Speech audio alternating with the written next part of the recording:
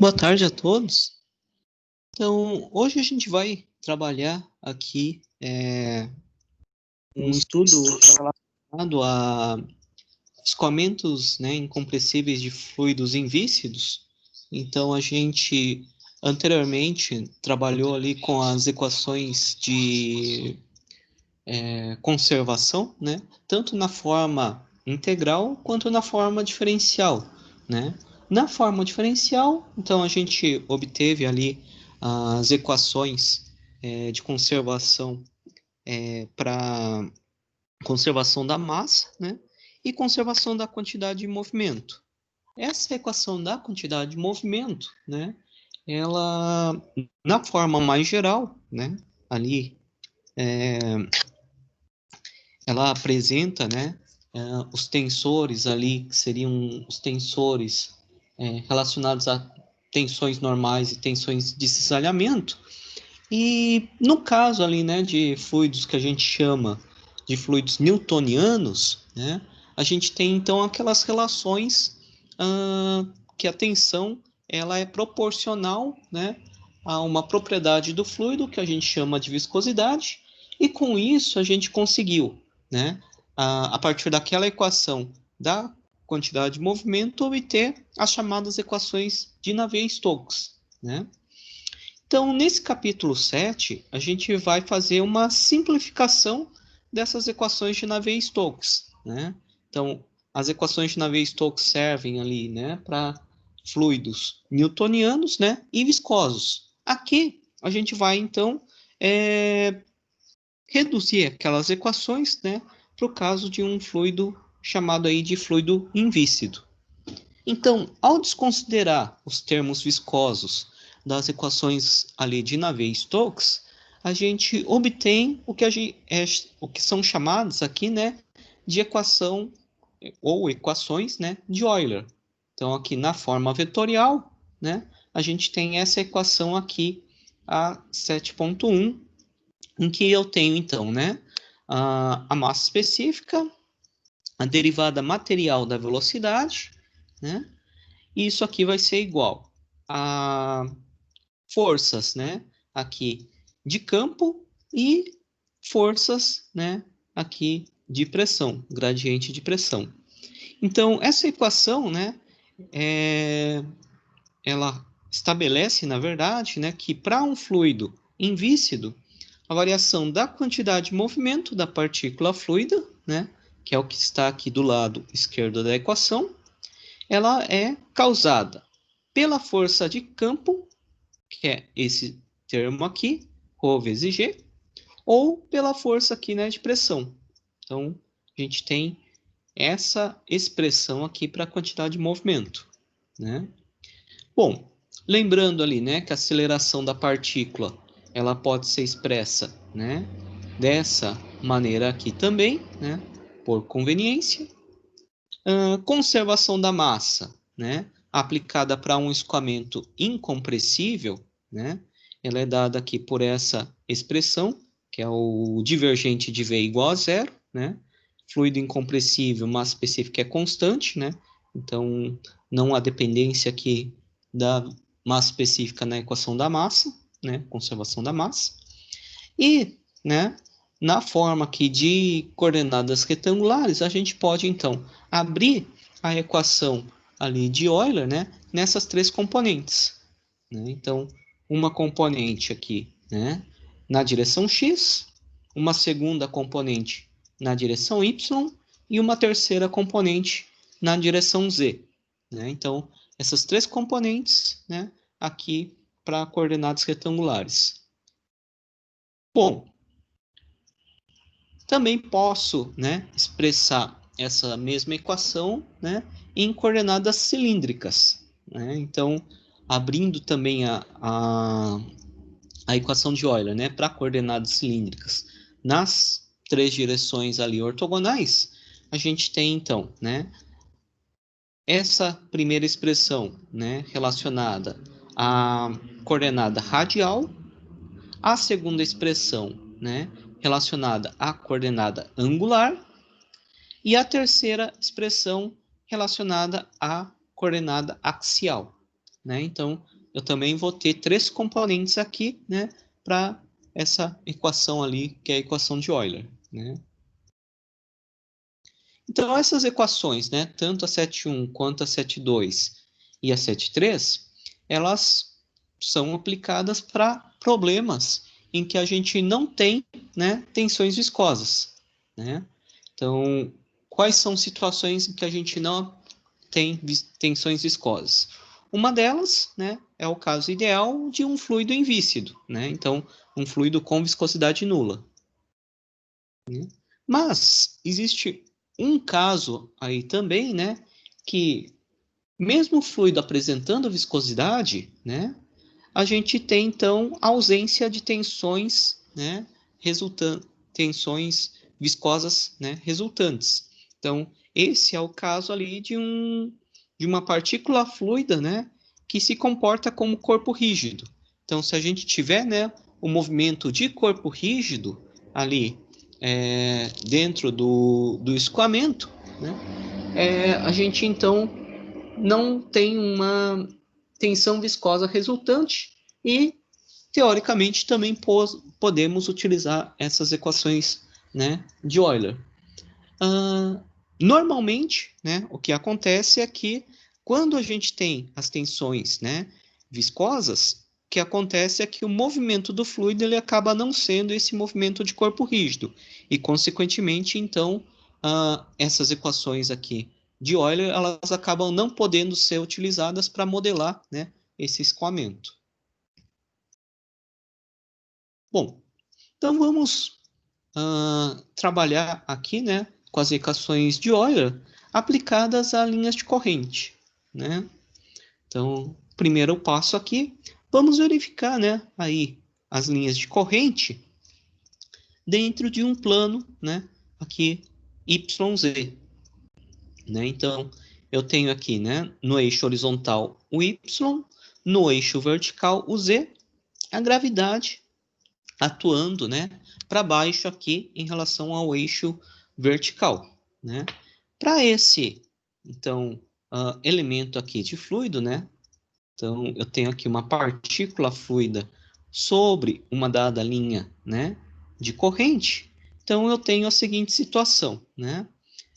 A posição, né, desse elemento aqui de fluido, né, em relação a essa linha de corrente, eu vou denominar aqui, né, por um eixo local S, né? Essa linha de corrente, então, como ela tem a princípio uma direção curva, né? Então, ela tem um raio aqui de curvatura que vai ser dado por esse R, né?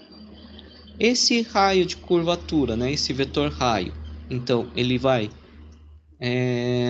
constituir um ângulo beta em relação ao eixo vertical, né? E essa direção S, né, que é uma direção aí a princípio nesse ponto aqui, né, dessa partícula fluida, né, ela é tangente, né, à linha de corrente. Então, ela tem aqui, né, um ângulo beta também. E eu tenho aqui um vetor normal, a linha de corrente, que eu vou chamar esse vetor aqui, né, de N. Se eu pegar a partícula fluida aqui, né, então, o que que eu vou ter, né? Sobre essa partícula fluida, né, estão atuantes ali forças, né, associadas à pressão, né? Então, sobre cada uma das faces dessa partícula fluida, então eu teria, né, uma força de pressão atuante, né? Então a gente vai verificar essas forças aqui também de pressão, né, atuantes. Então essa partícula fluida, ela vai ter, né, de um lado aqui, né, segmento de comprimento ds, do outro lado, né, um segmento de comprimento aqui dn. De tal maneira, então, que a pressão no centro, né, do elemento aqui da partícula, né, dessa partícula fluida, é uma pressão P, e para que eu possa, então, analisar as pressões sobre as demais faces aqui, né, dessa partícula fluida, eu vou expandir, né, através de uma série de Taylor, né? Então, por exemplo, essa face aqui, né, à direita, o que acontece? Eu tenho uma pressão, né, que vai ser a P, mais a variação de P, como eu estou aqui na direção S, né?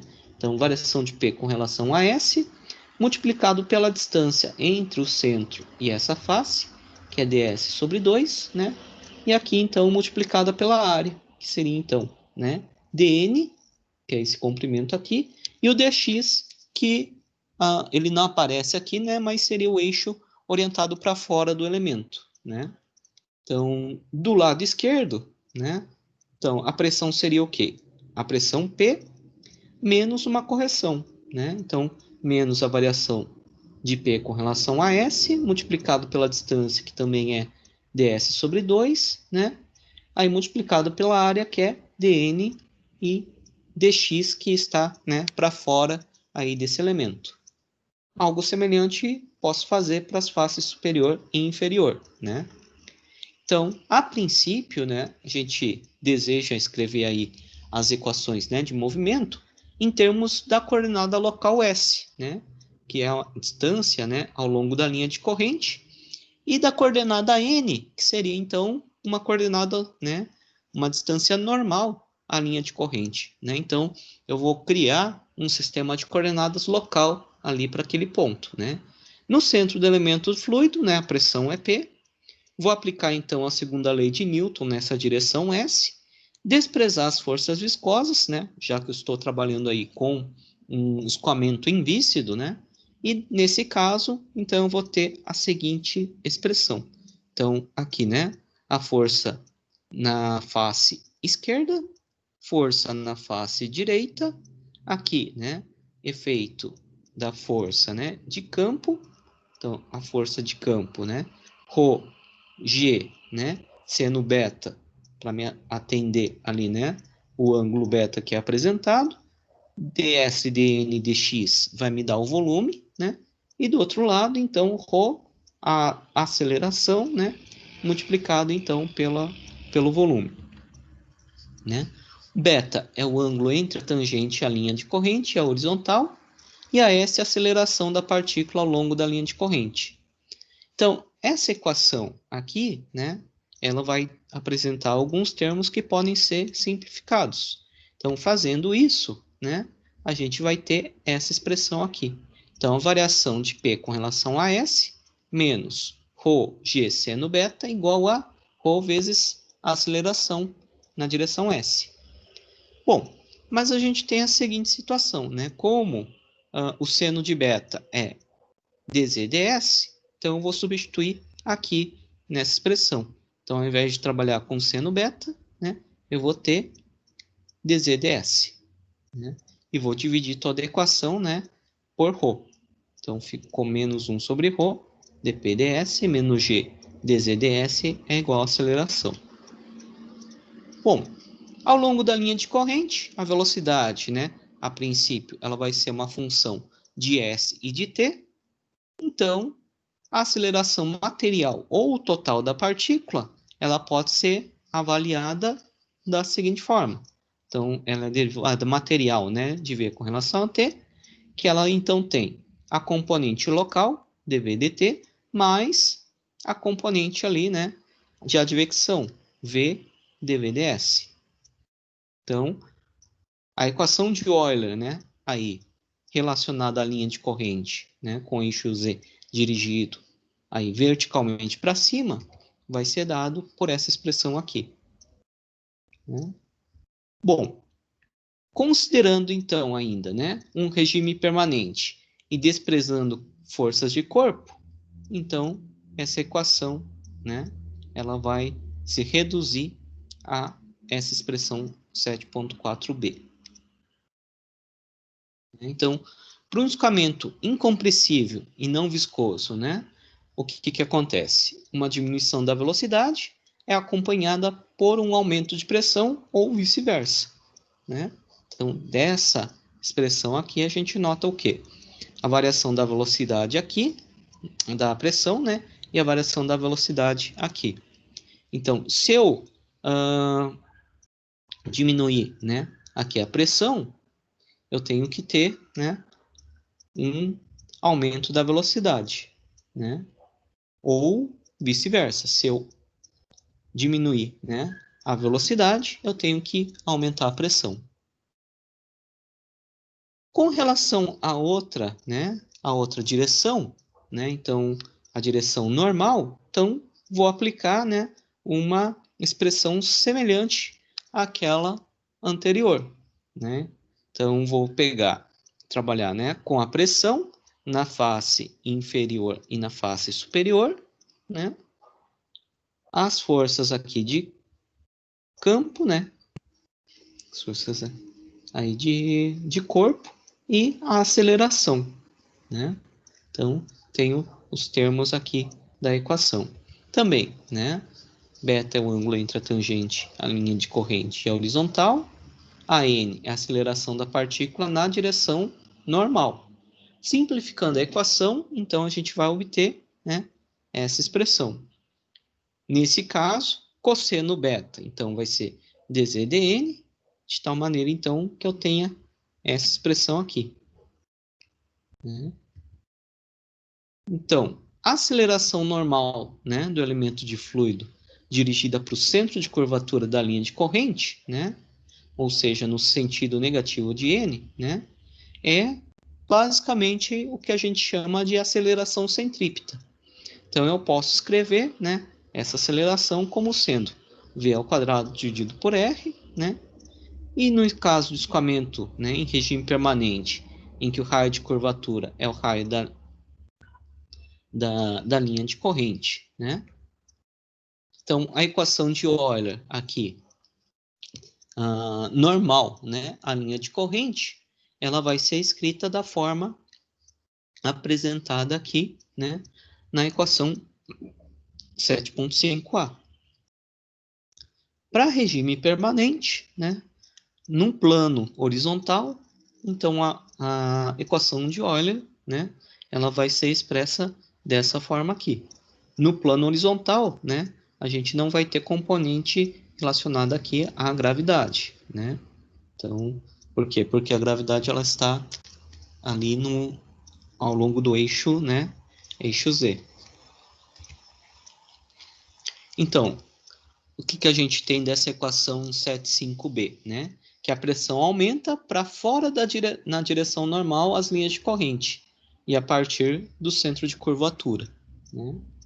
Então, em regiões em que essas linhas de corrente, né, são retas, o raio de curvatura, a princípio, é um raio infinito, e não há, então, variação de pressão em uma direção normal a essas linhas de corrente, né? Então, esse é um resultado bastante importante aqui para a gente. Bom, equação de Bernoulli, né? Então, a gente já trabalhou um pouco, né, com essa equação anteriormente, mas vamos então voltar, né, a essa equação.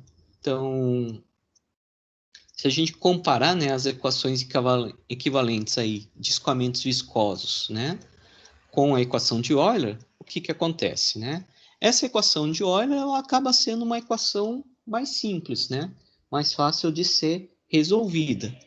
Mas mesmo assim, né, ela ainda tem alguma dificuldade aí considerável para que a gente possa, né, obter uma solução analítica.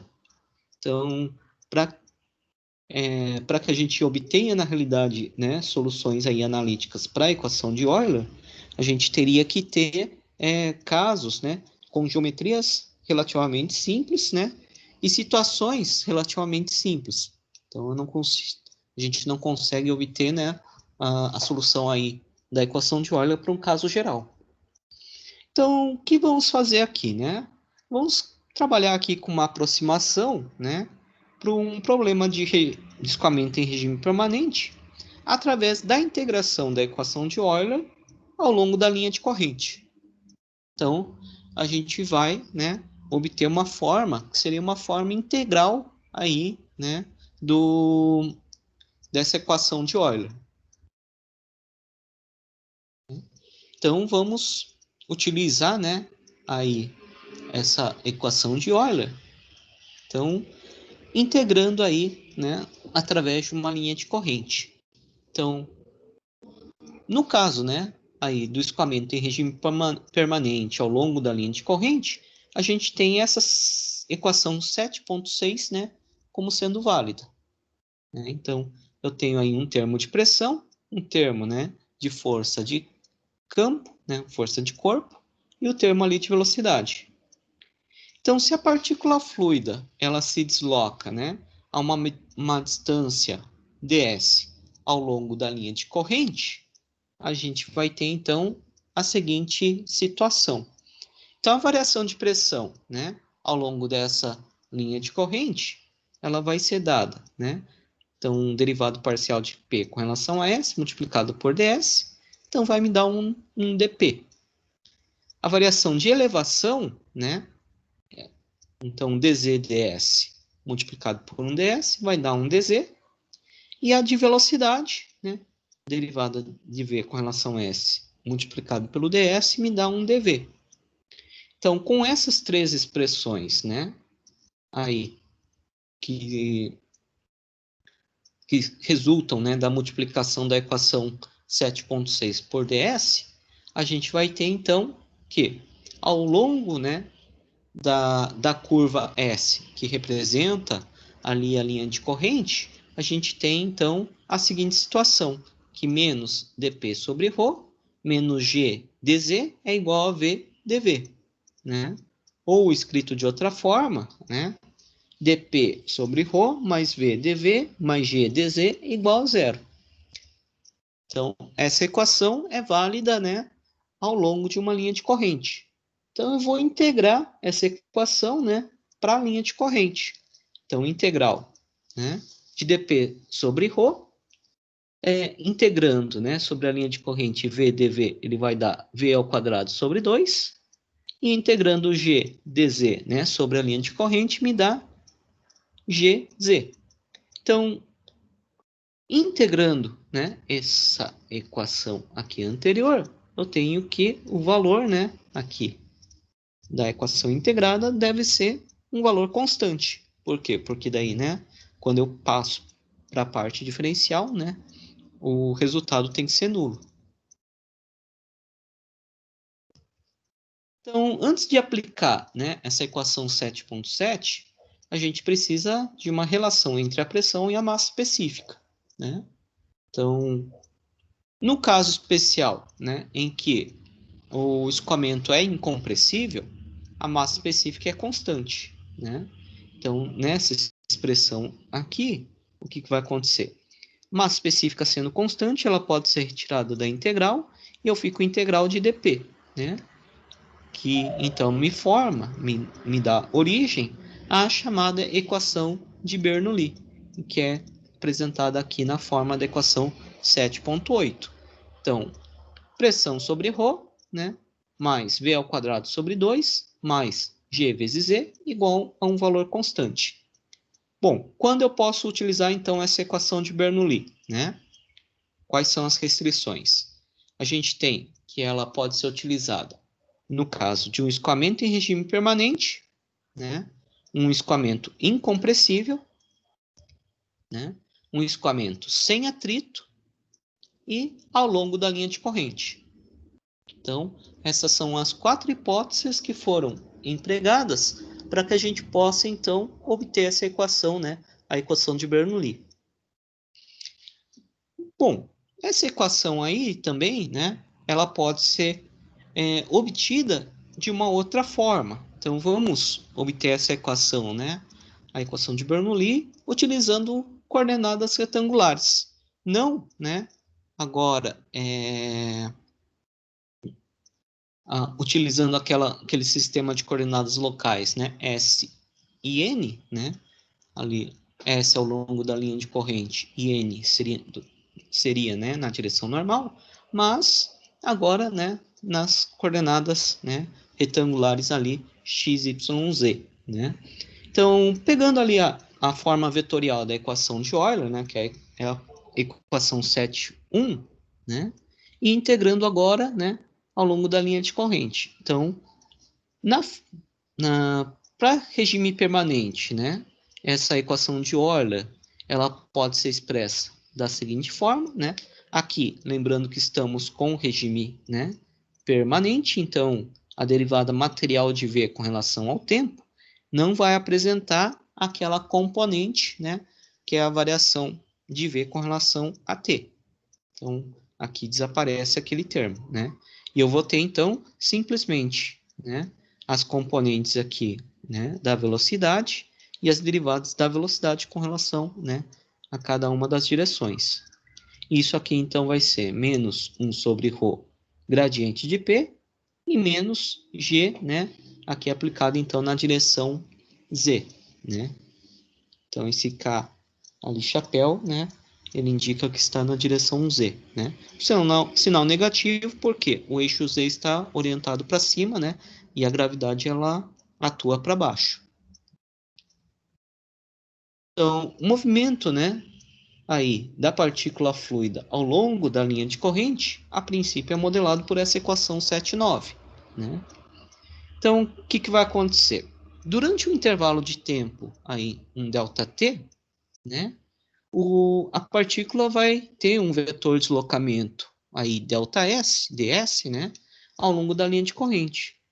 Então, o que eu vou fazer? Eu vou calcular, né, o produto escalar dos termos da 7,9, né, pela distância percorrida, pelo ds. Então, vou pegar a equação 7,9 e calcular ali, né, o produto, né, escalar de termo a termo, né? Então, esse ds, na verdade, ele corresponde ao quê? A uma movimentação da partícula, né, na direção x, uma movimentação da partícula na direção y e uma movimentação na direção z, né?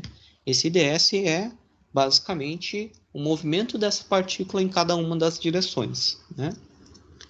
Então, para avaliar, né, cada um dos termos ali da equação 7 e 10, vamos então pegar e abrir, né, esses termos para ficar mais fácil da gente enxergar o que vão, né, quais são os resultados.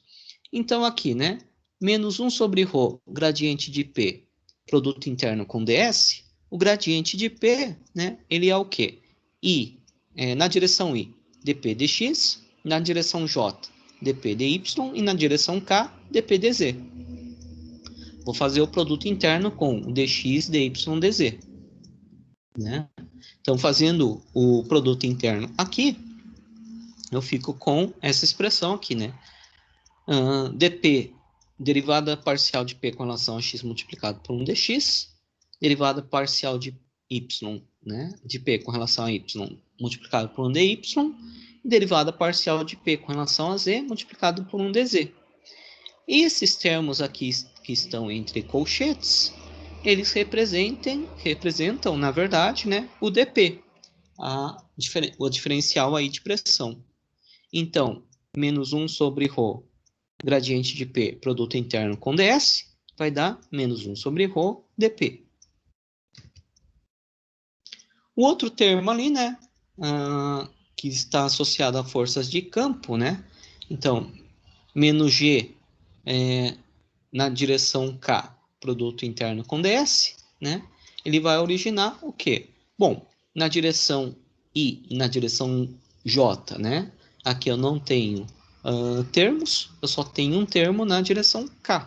Então, esse termo aqui ele vai dar menos G multiplicado por 1 dz. Né? E para o último termo, né, a gente vai utilizar, então, uma identidade, né, vetorial, que seria, então, essa daqui. Então, V, produto interno com nabla, aplicado a V, produto interno com ds, né, ele vai dar origem a essa expressão aqui, meio do gradiente de V produto interno com V, isso aqui então, né, produto interno com ds, menos V produto vetorial com o rotacional de V produto interno com ds. Bom, só que eu tenho a seguinte situação, esse último termo, ele acaba sendo nulo, né? Por quê? Porque esse termo ele acaba ficando paralelo, né, a S.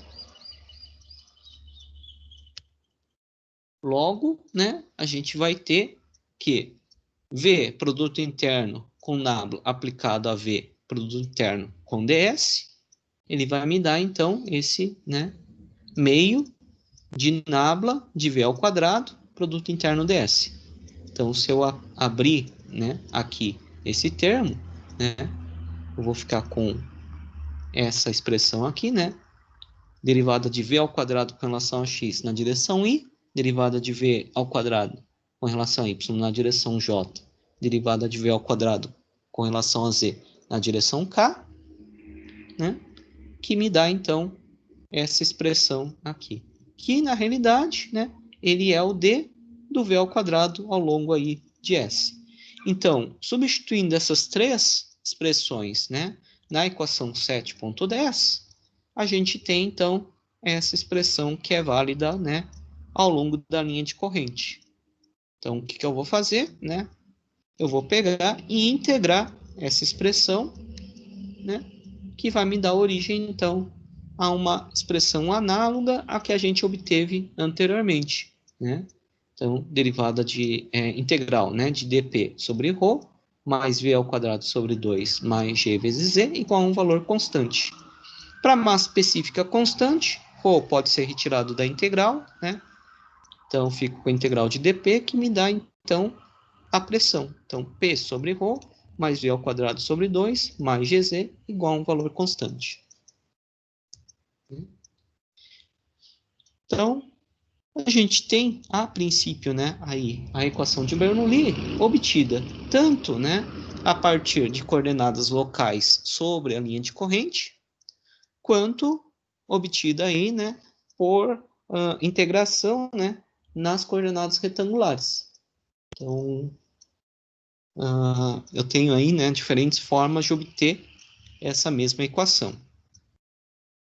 Bom, aí também, né, da obtenção dessa equação de Bernoulli, né, a gente tem três conceitos aí, né, de pressão que acabam sendo bastante utilizados na mecânica de fluidos, né, e áreas correlatas aí, né, que empregam a mecânica de fluidos, aplicações, né, da mecânica de fluidos. Esses conceitos se referem, então, né, ao que a gente chama de pressão estática, pressão de estagnação e pressão dinâmica, né? Então, o que seria aí, né? Pressão que é utilizada nessa dedução da equação de Bernoulli, né? A princípio é o que a gente chama aí de pressão termodinâmica, né? Também chamada de pressão estática. Então, quando a gente pensa, né, nessa pressão que aparece na equação de Navier-Stokes, que aparece na equação de Euler, ou que aparece na equação aí de Bernoulli, né, essa pressão é a chamada pressão estática, que corresponde, né, basicamente à pressão termodinâmica. Então, essa pressão estática, né, seria o quê? Essa pressão, entre aspas, né, sentida pela partícula de fluido em movimento, né? Então, o que a gente tem, né?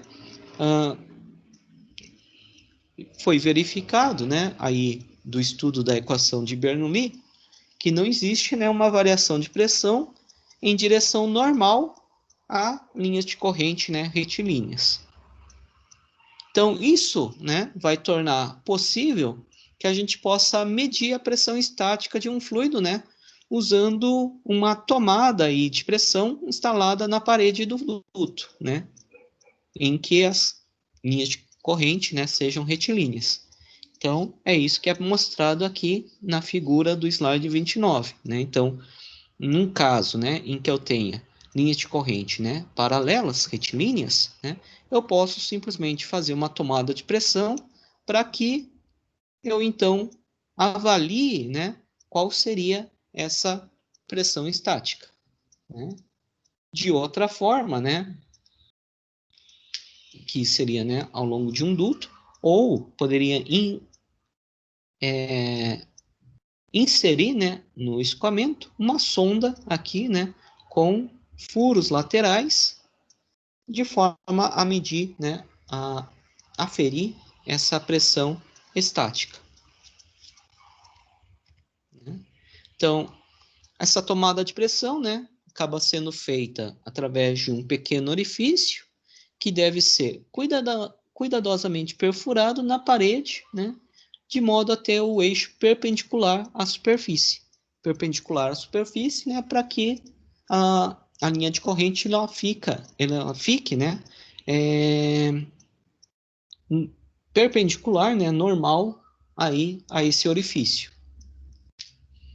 E já se eu tiver, né, uma linha de corrente afastada da parede, né, ou uma região em que as linhas de corrente sejam, né, curvas, as medições aí da pressão estática devem ser feitas, né, através de uma sonda de pressão, né?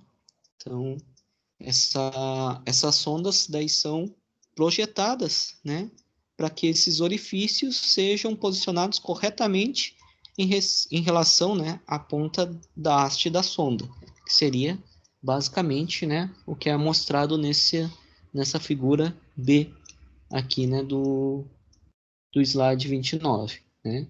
Então, aqui eu tenho a haste, né, a sonda com os furos aí que devem ficar, né, perpendiculares ao escoamento. Bom, pressão de estagnação, né, ela é uma pressão aí teórica, né, que é obtida quando o fluido, né, em escoamento acaba sendo desacelerado, né, até uma velocidade nula por um processo sem atrito, né? Então, a pressão de estagnação, né, ela é uma pressão que a gente poderia colocar como uma pressão teórica, né? Por quê? Porque daí eu tenho, né, um movimento do fluido, eu teria que ir freando, né, esse fluido, né, de forma que a gente chama aí de isentrópica, né? Então, é um processo aí sem atrito, é um processo reversível, né? Então, se eu pensar nessa situação, né? Então, por escoamento incompressível, né? A equação de Bernoulli, ela pode ser usada para relacionar, né, variação de velocidade e de pressão ao longo da linha de corrente, né? Bom, então nessa situação, vamos desconsiderar, né, qualquer diferença de elevação, né? Então, que os resultados ali, né, de coluna, né, aí de fluido, eles sejam desprezíveis. Então, a equação de Bernoulli, ela teria só um termo, né, de pressão e um termo de velocidade, né? Aquele termo, então, de G vezes Z, né, ele seria desprezado aqui. E daí, né, a gente tem que P sobre ρ mais V ao quadrado sobre 2 me fornece um valor constante, né? Então, se a pressão estática, né, P, em um ponto do escoamento, no qual a velocidade é V, né, a gente pode aplicar o mesmo conceito para pressão de estagnação, que vai ser um P índice zero, e a velocidade de estagnação, né? Então, aqui, né, essa equação seria a equação de Bernoulli desprezando, né, os termos ali, né, gravitacionais. Então, P sobre ρ mais V ao quadrado sobre 2 é um valor constante, então nada me impede que eu tenha, né, no caso aqui, o lado esquerdo, né, P sobre ρ mais V ao quadrado sobre 2, e o lado direito, né, do lado esquerdo, trabalho com a pressão de estagnação, né, então P0 sobre ρ mais V0 ao quadrado sobre 2. Só que quando a gente pensa numa velocidade de estagnação, essa velocidade é nula. Então, isso permite que eu trabalhe com essa expressão, né? Esse termo aqui, então, vai desaparecer. E eu posso, então, escrever, né, a pressão de estagnação como sendo a pressão, né, estática mais meio de ρ V ao quadrado. Então, essa, né, equação 711 é um enunciado aí matemático da definição de pressão de estagnação. E é válido, né, para escoamento do tipo incompressível, né? Então, a gente obteve expressão a partir da equação de Bernoulli, né? E essa equação de Bernoulli, logicamente, ela é válida para escoamentos do tipo incompressível, né? O termo ali, meio de ρ v ao quadrado, né, que aparece nessa definição da pressão de estagnação, é usualmente chamada, então, de pressão dinâmica, né? Então, o que a gente tem? Que a pressão de estagnação, né, ou pressão total, ela é a soma da pressão estática com a pressão dinâmica.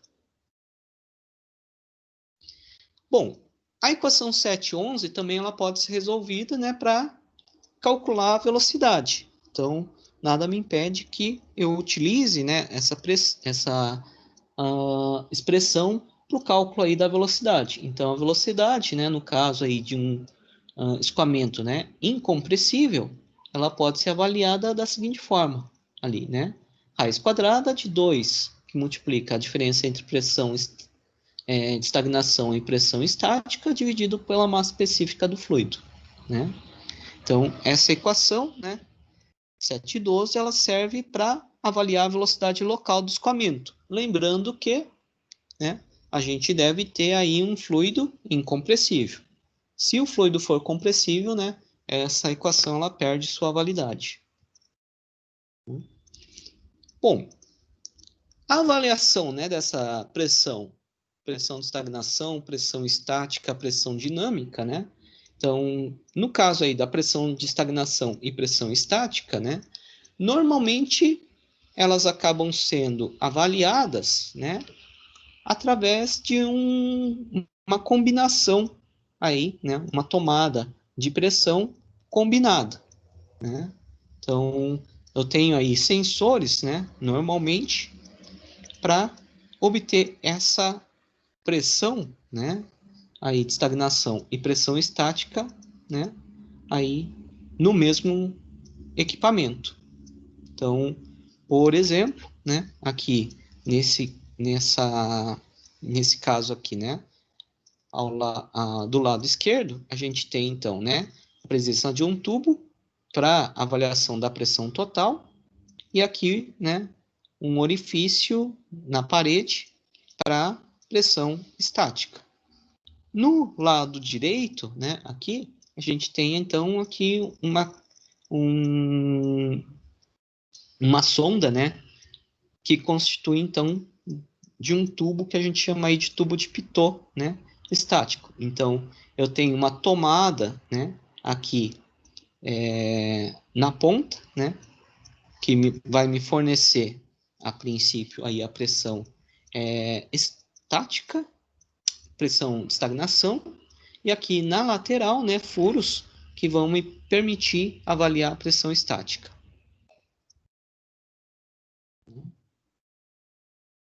Bom, aplicações da equação de Bernoulli, né? Então, quando a gente pode utilizar essa equação, né? Como a gente obtém essa equação a princípio, né? Uma das possibilidades, através da integração ao longo de uma linha de corrente, né? Então, essa equação ela pode ser aplicada entre dois pontos quaisquer em uma linha de corrente, né? Então, desde que a gente mantenha, né, satisfeitas as outras três condições, né, que foram listadas. As três condições que estão, né, aqui nos slides 21 e 22. Escoamento em regime permanente, né, incompressível, né, e sem atrito. Então, desde que a gente, né, satisfaça essas condições, eu posso utilizar a equação de Bernoulli entre, né, quaisquer dois pontos sobre uma linha de corrente. Então, aqui, né, a equação 7.13 apresenta basicamente isso, né? Então, eu tenho aí o termo de pressão, termo de velocidade e termo de energia, né, potencial. Bom, uma outra interpretação possível para a equação de Bernoulli, né? Então, essa equação de Bernoulli, seja, né, obtida ali pela integração ao longo da linha de corrente, seja através da integração, né, em coordenadas retangulares, ela foi feita partindo-se da equação do movimento, né? Da quantidade de movimento.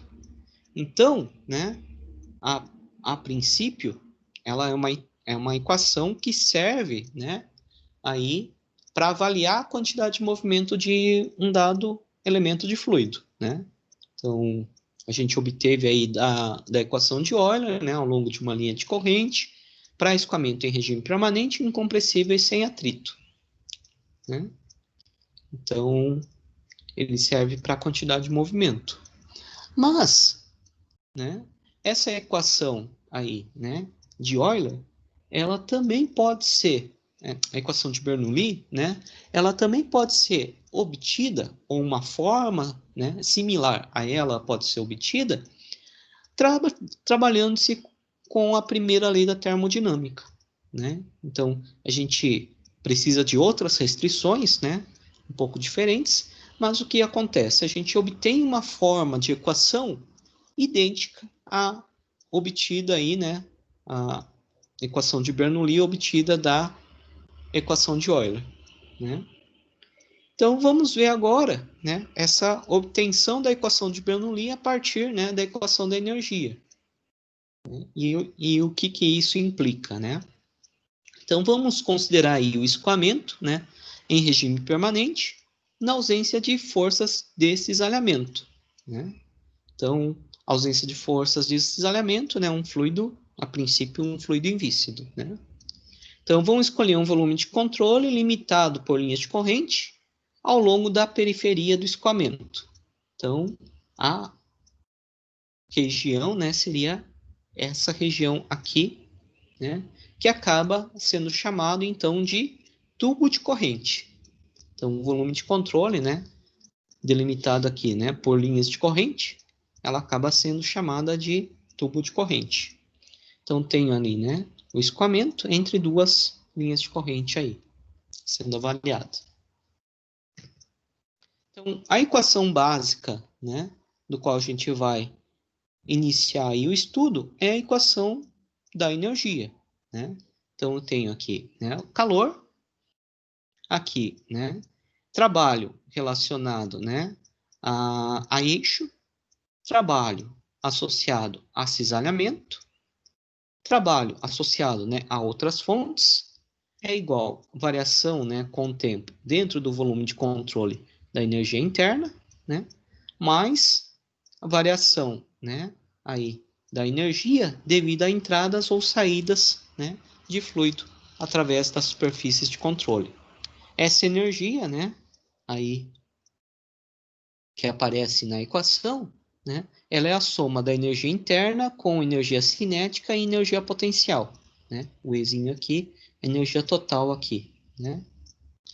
Bom, então vamos trabalhar com as seguintes, né, situações. Vamos utilizar como restrições, né, que eu não tenha trabalho de eixo, então WS ponto igual a zero, não exista, né, nenhum trabalho relacionado a forças de cisalhamento, então W ponto cisalhamento é nulo, e também não exista trabalho, né, por outras fontes ali, então W ponto outros também é igual a zero.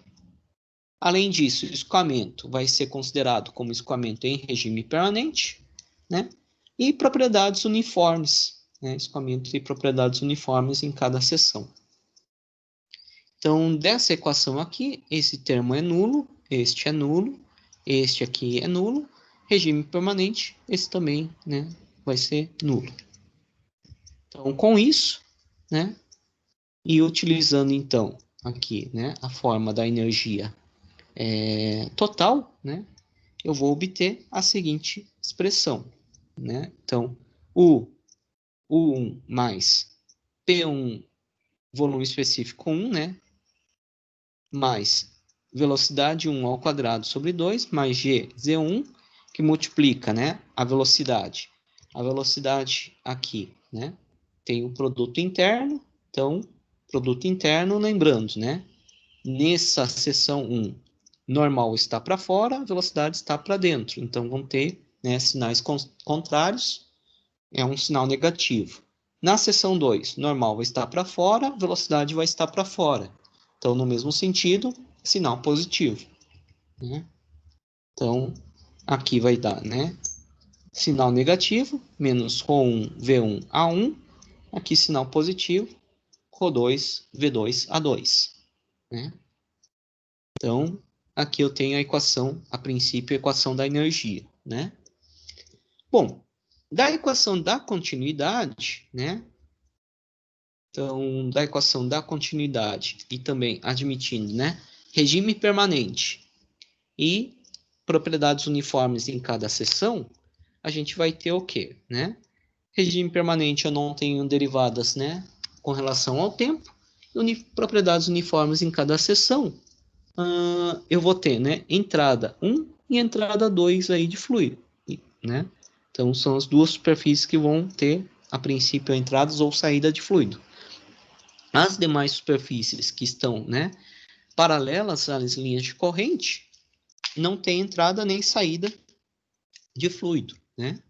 Então, eu tenho a seguinte situação, a somatória, né, da superfície de controle de Rho V produto interno A igual a zero.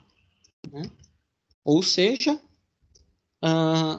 de um lado, né, da superfície 1 menos Rho1 V1 A1, da superfície 2, né, vai dar um valor positivo, mas Rho2 V2 A2 igual a zero. Ou, né, posso escrever que Rho1 V1 A1 é igual a Rho2 V2 A2, e isso aqui me fornece o fluxo de massa, o M com ponto. Né? Com relação à transferência de calor, né, então posso dizer que o Q ponto é o quê? Variação, né, de calor com relação ao tempo. Essa variação de calor com relação ao tempo, né, ela pode ser avaliada como variação do calor com relação a uma massa dm e variação da massa com relação ao tempo. Essa variação da massa com relação ao tempo é o fluxo de massa. Então, com isso, vou rearranjar ali a equação, né? Tenho essa expressão, ou rearranjando os termos, essa relação aqui. Bom, mais uma condição, né? Uma consideração aí, né?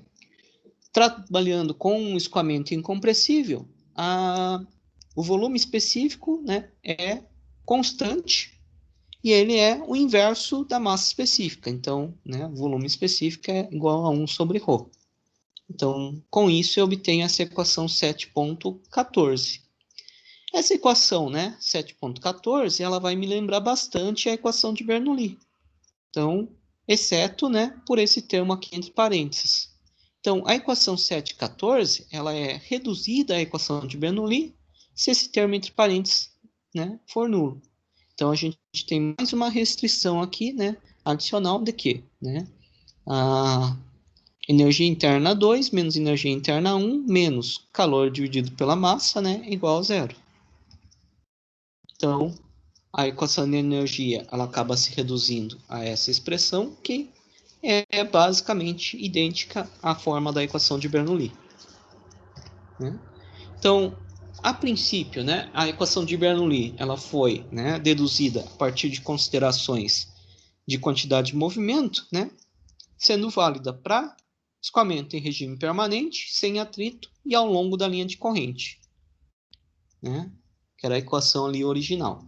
Essa equação 7.15, que é idêntica à equação de Bernoulli, ela foi obtida pela aplicação da primeira lei da termodinâmica para um volume de controle na forma de um tubo de corrente, né, sujeito àquelas restrições, né, listadas. Então, eu não tenho, né, trabalho ali relacionado a eixo, não tenho trabalho de cisalhamento, não tenho, né, outras fontes aí de trabalho, é regime permanente,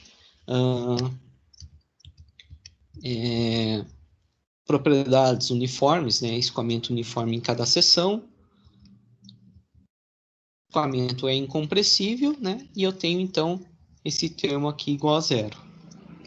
Então, essas são as restrições aí. Mas, o que acontece, né? Basicamente, no caso aí, né, de um escoamento em regime permanente, incompressível e sem atrito, a gente tem que a primeira lei da termodinâmica acaba se reduzindo a essa equação de Bernoulli. Então, né, na prática, o que acontece? A equação de Bernoulli, né, que foi obtida a princípio, né, a partir da equação da quantidade de movimento, ela também representa, né, um balanço de energia. Então, no caso aí, né, de escoamento em regime permanente, incompressível e sem atrito, né, eu não preciso, né, da equação da energia para resolver aí o escoamento. Basta trabalhar com a equação da conservação da massa, né, e aí a equação de Bernoulli. Então, a equação da energia pode ser pensada, né, como sendo uma equação redundante. E uma classe, né, especial aí de escoamentos invícidos, né, que são os chamados escoamentos irrotacionais. Então, se eu pegar, né, um escoamento invícido, né, e trabalhar com o escoamento, né, também com a situação em que as partículas de fluido não rotacionem, né, então a velocidade angular seja nula, né, eu vou ter um escoamento, além de ser invícido, né, e rotacional. Então, qual que é a condição para que isso ocorra, né? Então, tem essa condição dada pela equação 7.16, que é a chamada condição de irrotacionalidade. Então, rotacional de V igual a zero. Né? Se eu avaliar, então, em coordenadas cartesianas, isso significa o quê? Né? No caso tridimensional, eu tenho que ter essas igualdades. Né? Então, dw dy menos dv dz é igual a du dz menos dw dx, que é igual a dv dx menos du dy, e todas aqui têm que ser nulas, né? Todas essas diferenças. Em coordenadas cilíndricas, né, as diferenças então são dadas por essa expressão aqui 7,18. Bom, se eu tiver então um escoamento que atenda esse critério de rotacionalidade, o que vai acontecer, né, com as demais equações que a gente viu anteriormente, né, principalmente com a equação de Bernoulli. Então, se a gente pegar, né, a equação de Euler, né, e integrar ao longo da linha de corrente para o escoamento, né, em regime permanente, incompressível e invícido, chegávamos aqui na equação de Bernoulli, né? Essa expressão aqui da equação de Bernoulli, ela podia ser aplicada entre dois pontos quaisquer, né, que estivessem sobre uma mesma linha de corrente. Só que o que acontece? Se adicionalmente, né, as condições aí de regime permanente, fluido incompressível, né, e invícido, a gente tiver a situação de um escoamento irrotacional, essa equação de Bernoulli ela acaba podendo ser aplicada, né, em um sentido mais amplo, né? Então, a gente vai ter o seguinte, que a equação de Bernoulli ela pode ser aplicada entre quaisquer e todos os pontos do escoamento. Por quê? Porque daí, nesse caso, né, em que daí o escoamento adicionalmente é irrotacional, o valor da constante é o mesmo para todas as linhas de corrente. Então, a gente pode aplicar a equação de Bernoulli para qualquer ponto aí do escoamento. Quaisquer dois pontos, ou, né, pontos quais, ou os demais pontos aí do escoamento. Né? Então, essa situação de escoamento irrotacional, ele vai, né, me auxiliar aí, né, na aplicação aí da equação de Bernoulli. Ela amplia, né, a faixa de validade dessa equação. Bom, o fato do escoamento ser irrotacional aí também vai me permitir, né, trabalhar com uma outra função, né, aí para o escoamento, né? Então a gente viu lá no capítulo 5, né, a notação da função de corrente para o escoamento bidimensional incompressível, né? Então, para o caso do escoamento irrotacional, né, a gente pode então associar mais uma função que é chamada função potencial ou potencial de velocidade, né? Então, essa função potencial ela é definida através dessa equação aqui, a 7.19. Então, o vetor velocidade, ele vai ser definido como sendo menos o gradiente de φ, né? Bom, aplicando essa expressão aqui, né, a gente tem a condição de rotacionalidade automaticamente satisfeita. Então, eu não preciso, né, me preocupar, né, com a rotacionalidade. A condição ali de rotacionalidade. E, a princípio, né, as componentes da velocidade, então, vão ser dadas por essas expressões aqui, né, 7.20. A U é menos derivada de φ com relação a x, a V é menos derivada de φ com relação a y, e a W menos derivada de φ com relação a z. Para coordenadas cilíndricas, né, então eu tenho essas expressões aqui. E o que que acontece, né? Se eu aplicar tanto funções, né, aí, função de corrente, quanto esse potencial de velocidade, né, no caso de um escoamento bidimensional, irrotacional e incompressível, a gente vai notar o seguinte, né, que o modelo matemático que, né, que vai modelar, né, aí, que expressa o escoamento, né, ele acaba recaindo em equações, né, de Laplace, né? Então, pensando aqui, né, no caso, né, escoamento bidimensional, incompressível e rotacional, né, eu tenho, pensando em função de corrente, componentes da velocidade seriam o derivada de π com relação a y e a v menos derivada de π com relação a x. No caso, né, do potencial de velocidade, né, então a U é menos derivada de φ com relação a x, a V é menos derivada de φ com relação a y. Então, se eu aplicar, né, por exemplo, as expressões de U e V da equação 722 na condição de rotacionalidade, a gente tem essa, né, função aqui, né? Substituindo, então, dv dx e du dy, eu obtenho essa expressão. Essa expressão, né, derivada segunda de π com relação a x, mais derivada segunda de π com relação a y, ele é, né, o laplaciano de π, e isso aqui é nulo, né, pela condição de rotacionalidade. Se eu pegar u e v, né, e substituir na equação da continuidade, du dx mais dv dy, né, e trabalhar, então, com a equação, né, aqui para φ, o que eu vou obter, né? Derivada segunda de φ com relação a x, mais derivada segunda de φ com relação a y, que é, então, né, o laplaciano de φ igual a zero. Então, tanto a equação, né, 724 quanto a 725 são formas da equação de Laplace, né?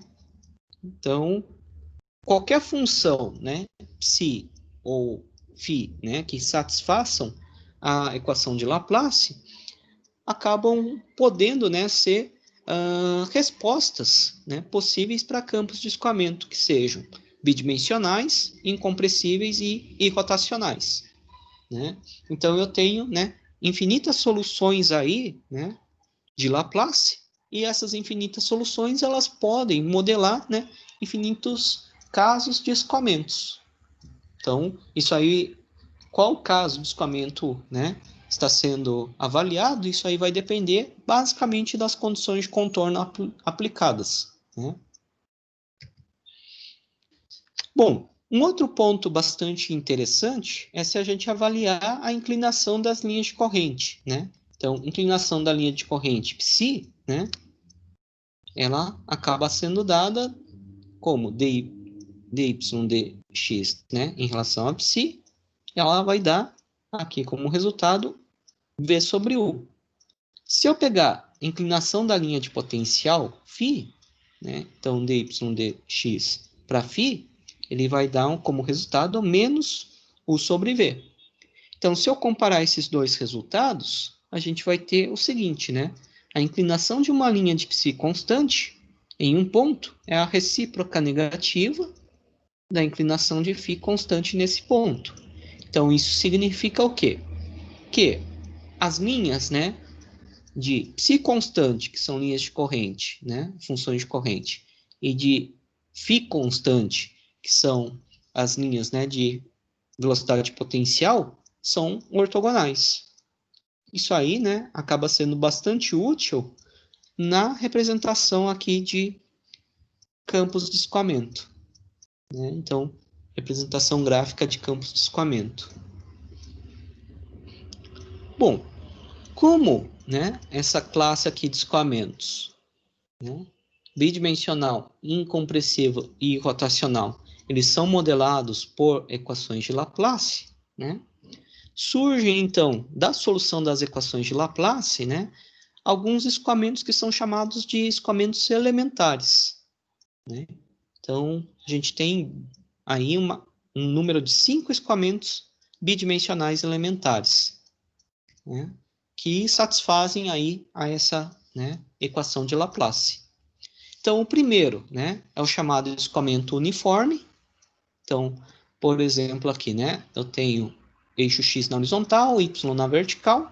Escoamento uniforme seria basicamente, né, uma componente da velocidade, componente u aqui, né, constante e sempre, né, e sem componente, né, v aqui da velocidade. Então, o componente u é a própria velocidade, a v, né, é nula.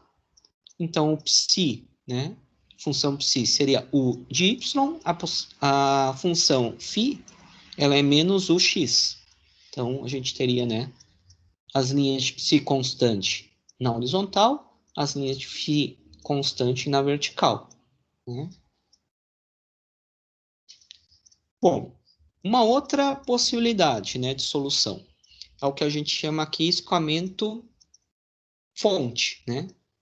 Então, nesse caso, a gente tem um ponto, né, que seria a origem, em que eu estaria, né, teoricamente, injetando fluido.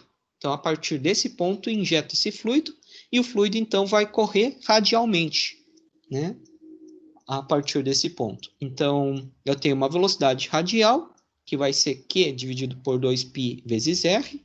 Então, a velocidade ela vai reduzindo, né, aí, né, com a distância. Quanto maior a distância, menor a velocidade. Esse Q, né, é a vazão volumétrica por unidade de profundidade, né?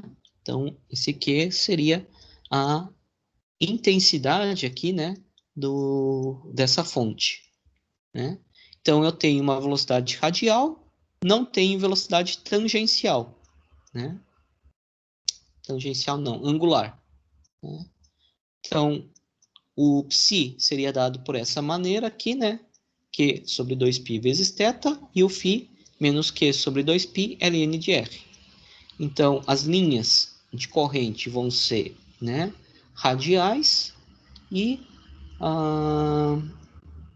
as velocidades, né, potenciais aqui, né, elas vão ser círculos concêntricos. O sorvedouro, né, é um caso muito parecido com o da fonte. A diferença básica é que daí, né, o valor é negativo. Essa vazão volumétrica é negativa. Então, seria como se fosse, né, uma imagem de um ralo, algo assim, né? Então, o formato aqui é muito parecido com o da fonte, né? Escoamento em vórtice, né? Esse escoamento em vórtice, então, né, a gente teria uma velocidade radial nula e uma velocidade angular, né, não nula, em que, né, K aqui, né, ela é a intensidade do vórtice, né? Então, nesse caso aqui, a gente também teria, né, linhas radiais e círculos concêntricos. Só que nesse caso, né, a gente tem o quê? Que os círculos concêntricos vão ser linhas de corrente e as linhas radiais são de velocidade aí potencial. E um último caso, né, de escoamento aí elementar é o chamado dipolo. O dipolo, na verdade, ele corresponde ao quê? Ele corresponde a uma degeneração da fonte com o sorvedouro. Então, eu pego uma fonte, um sorvedouro, né, e eles vão estar colocados a princípio no mesmo ponto. Então, de um lado eu vou gerar escoamento, de outro eu vou retirar escoamento. Então, ele vai gerar essa estrutura aqui, que é a estrutura de dipolo, né, ou dublê, que seria, então, formato, né, aqui, esses formatos aqui de linhas aí de corrente e linhas de potencial. Bom, esses são os escoamentos, né, chamados de elementares. Por quê? Porque eles podem ser combinados para originar outras classes aqui de escoamentos mais interessantes, né? Então, como a equação de Laplace, né, é uma equação parcial homogênea, né? Então, essas soluções elementares podem ser sobrepostas, criando, então, diversas outras soluções. Então, uma delas, né, é unindo escoamento uniforme, né, com uma fonte. Unindo, então, escoamento uniforme com uma fonte, ele vai surgir, né, um escoamento como se fosse, né, um dado corpo aqui. Posso unir, né, fonte e sorvedouro, né, em pontos separados, né? Então, um ponto tem a fonte, um ponto tem o sorvedouro, né, e a origem aqui dos eixos entre eles, né? Então, ele daria um escoamento com essas características aqui. Nesse caso aqui, estão sendo apresentadas as linhas de corrente, né, apenas. Se, né, eu tiver fonte, sorvedouro e escoamento uniforme, ele gera essa estrutura aqui, que é chamada, então, de corpo de Rankine ou oval de Rankine. Posso aliar também, né, um vórtice com escoamento uniforme, né? Então, daria uma estrutura desse tipo aqui. Um dipolo com escoamento uniforme. Bom, o dipolo com escoamento uniforme, ele gera, né, a configuração aqui de um escoamento sobre um cilindro. O dipolo, vórtice e escoamento uniforme. Então, coloco aqui mais um vórtice. Então, ele vai dar um escoamento sobre um cilindro, só que agora, né, o cilindro com circulação, né?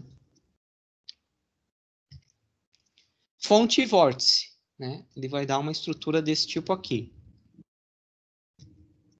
Sorvedor e vórtice, né? Ele vai dar uma estrutura parecida com a anterior. E aqui, né, um par de vórtice. Como ele vai ficar, então, esse escoamento, né? Então, a partir dos escoamentos elementares, eu posso, né, fazer várias combinações para que eu tenha, então, né, casos aí mais interessantes, né, de escoamentos. Então, esse capítulo aqui, né, esse capítulo 7 para a gente, trata desses escoamentos do tipo invícidos, né, que são escoamentos relativamente mais simples, mas que permitem aí que a gente tenha, né, um estudo inicial aí das classes do escoamento. Alguma dúvida aqui?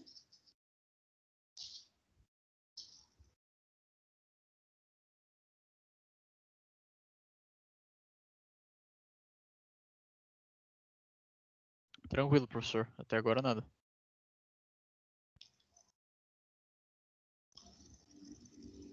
Bom, então, na próxima aula, a gente vai ver, né, alguns exemplos aplicando, então, essas equações, né, do escoamento invícido, né? Então, vamos ver aqui alguns exemplos aí de aplicação, né? Como utilizar, né, essas equações aí do escoamento invícido. Aí, os capítulos seguintes, a gente vai entrar depois, né, na questão aí de escoamentos viscosos, né, que são os escoamentos daí mais próximos do real.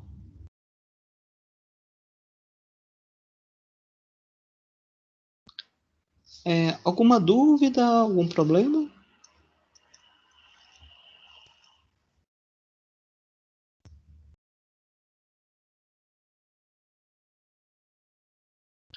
Bom, então por hoje a gente fica por aqui.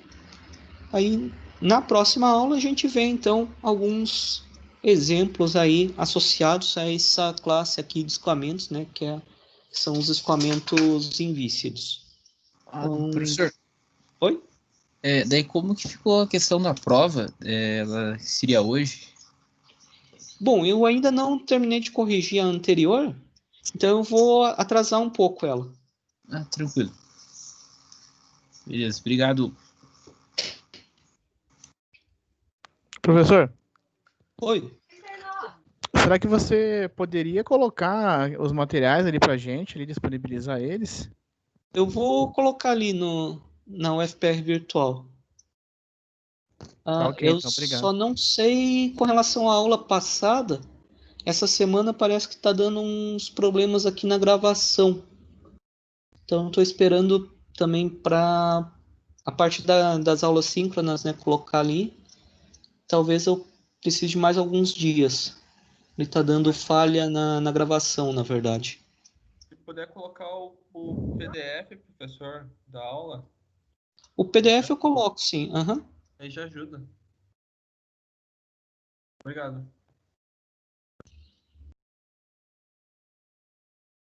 Bom, mais alguma dúvida?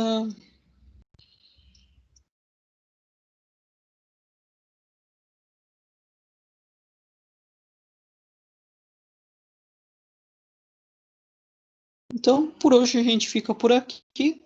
Desejo a todos uma boa noite e um bom final de semana. Boa Obrigado, noite, professor. Boa noite. professor. Boa Boa noite. semana. Mano. Obrigado, viu? Boa noite. Ótimo fim de semana para